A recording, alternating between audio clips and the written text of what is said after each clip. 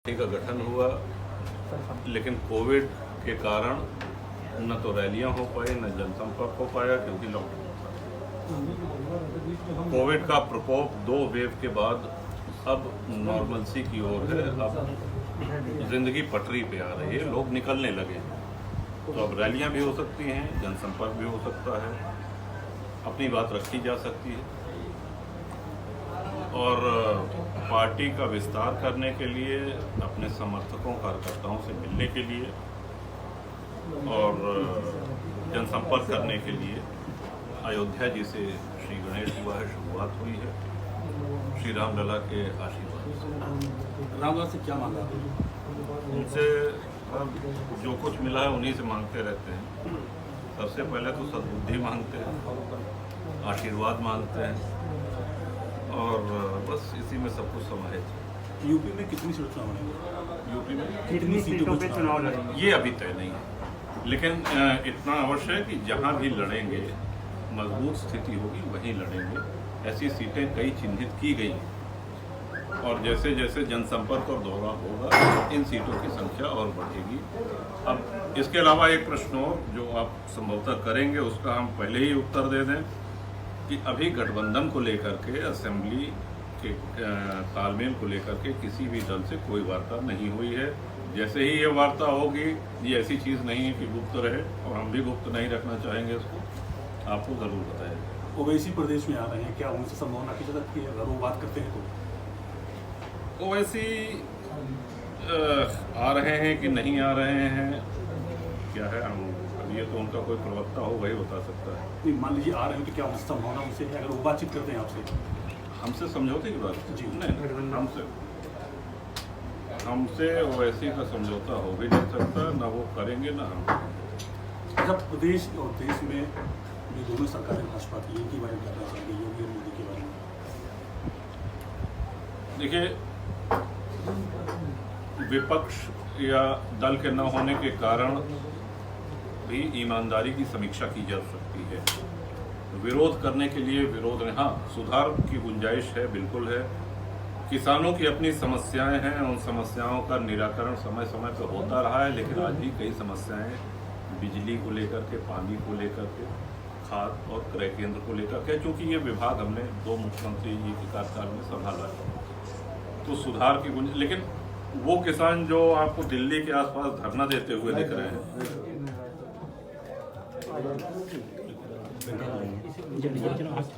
बोलिए सर। वो किसान जो दिल्ली बॉर्डर्स पे आपको धरना देते हुए महीनों से दिख रहे हैं, वो किसान नहीं, किसान अपने खेत में रह करके पसीना बहा रहा है, मेहनत कर रहा है, अन्न उपजा रहा है। और हम तो ये कहेंगे कि हम सभी लोग किसानी पृष्ठभूमि से हैं, किसी के कम किसी के ज़्यादा खेत हो सकता है, और आप लोग भी ग्रामीण पृष्ठभूमि से ही होंगे, आपके भी दादाजी पिताजी किसानी करते ही होंगे। अगर यूपी सरकार को 10 में से कितने नंबर देंगे आप? अगर यूपी सरकार को नंबर देना हो, नहीं, देखिए, तो 10 में से कितने नंबर वो देंगे? ये कोई गणित का प्रश्न नहीं है कि नंबर दें कि मतलब ये नहीं दिया जा सकता है। कम से कम ये तो नहीं दिया जा सकता है, लेकिन हर सरकार ये मान के चलती है कि अपने तरफ से बढ़िया काम करता है। जनता ही परीक्षा लेती है। अब 2022 आने वाला है और हर सरकार में सुधार की गुंजाइश होती है, सुधार की। अगर मुख्यमंत्री चुनाव लड़ते हैं, मतलब की चर्चा है अयोध्या गोरखपुर से, तो क्या उनके खिलाफ न उतारी? नहीं, पहली बात तो हमने ऐसी चर्चा सुनी नहीं। माननीय मुख्यमंत्री जी की जहाँ तक बात है, एक सम्मान मुख्यमंत्री का होता है, एक गोरखनाथ पीठाधीश्वर का। तो व्यक्तिगत योगी आदित्यनाथ जी गोरखनाथ पीठाधीश्वर है, हमारे परिवार की पहले से, बहुत पहले से उस पीठ में आस्था है। तो ये तो अलग विषय हो गया, लेकिन वो चुनाव लड़ेंगे नहीं, जहाँ तक हमको जानकारी है। अब आपको किन स्रोतों से जानकारी हो नहीं कह सकते। लड़ते हैं तो नहीं, हम बता रहे हैं ना, क्योंकि उनका कार्यकाल पूरा बचा हुआ है, अभी 5 वर्ष MLC हैं उच्च सदन। अब आपका प्रश्न क्या है वो बताइए। तो अगर लड़ते हैं तो क्या उतारने पर कैंडिडेट उनके खिलाफ? नहीं, उनके खिलाफ कोई प्रत्याशी नहीं उतारा जा सकता, लेकिन ऐसा होना नहीं है, विधानसभा के चुनाव नहीं लड़ेंगे। तालिबान के मुद्दे पर जो हमारी सरकार है उसको क्या स्टैंड लेना चाहिए? देखिए, तालिबान पूरे जो उनके क्रियाकलाप हैं पूरे विश्व शांति के लिए खतरा हो सकता है। दूसरा, महिलाओं की स्वतंत्रता, उनके सारे अधिकार तालिबान छीन लेता है। ये उनके घोषणा पत्र में है, ये खुला एजेंडा है, किसी से छिपा नहीं है। तो इसमें तो सारे राष्ट्रों को मिल करके महिलाओं के सम्मान में आगे आना चाहिए और तालिबान को मान्यता नहीं देनी चाहिए। रही बात भारत की, तो भारत में घुसपैठ के प्रयास इनके होते रहे हैं, लेकिन हमारे सेना के जवान इनको मुंहतोड़ जवाब देते रहे। थोड़ी बहुत घुसपैठ का ये अगर और प्रयास करेंगे तो मुंह की खाएंगे। इनकी सैन्य शक्ति इतनी नहीं है कि भारत से या भारत की सेना से टकरा सके। यार साहब, दो मुद्दे उठे हैं यूपी में इस समय ज़्यादा। एक ST/SC और एक ब्राह्मणों के ऊपर एक इल्ज़ाम लगा गया है कि सरकार का कि ब्राह्मणों को सरकार प्रताड़ित कर रही है।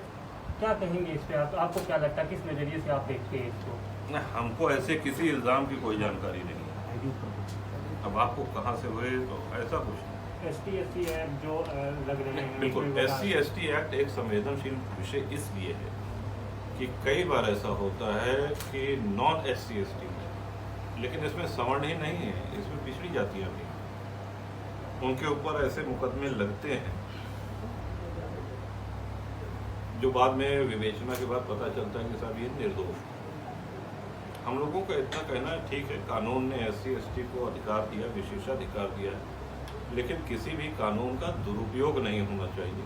ये जांच करके कि कोई व्यक्ति दोषी है या नहीं है, क्योंकि हमारे देश का संविधान, हमारा कानून एक बहुत मूल सिद्धांत पे काम करता है कि 100 गुनहगार भले छूट जाएं, लेकिन एक निर्दोष को सज़ा नहीं होनी चाहिए। ये हमारे जस्टिस का एक मुख्य स्तंभ है। इसको याद करते हुए ऐसा कि किसी के साथ ऐसा अन्याय न हो। बाकी जो दोषी हैं उनके साथ कड़ी कार्रवाई होनी चाहिए, पूरी तरह से समर्थन करते हैं।